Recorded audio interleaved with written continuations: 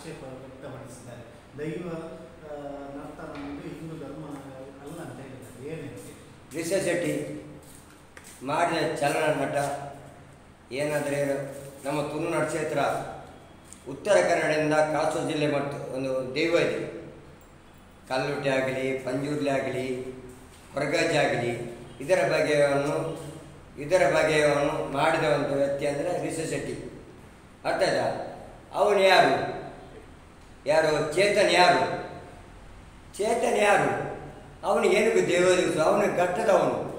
ಅವನ ಅಲ್ಲಿ ಚಾಮುಂಡಿಯಲ್ಲಿ ಇರ್ಬೋದು. ನಮಗಿಲ್ಲಿ ಅಜ್ಜ ಪಂಜುರ್ಲಿ, ಧೂಮವತಿ ಇದೆಲ್ಲ ಇರುವುದು ನಮ್ಮಲ್ಲಿ. ಚಿತ್ರದ ಘಟ್ಟ ಅವನು ಯಾರು ನಂಜಿ ಆಗ್ತಿದ್ದೆ, ಅವನಿಗೆ ಯಾರು ಹಣ ಕೊಟ್ಟಿದ್ದಾರೆ ಅವನಿಗೆ. ರಿಷಬ್ ಶೆಟ್ಟಿ ಮಾಡಿದ ಕರ್ತವ್ಯನು ವರ್ಲ್ಡ್ ಫೇಮಸ್. ವಿದೇಶ ನಾನು ರವಿಚಂದ್ರ ಗಟ್ಟಿ ಅಂತ ಹೇಳ್ತೇನೆ.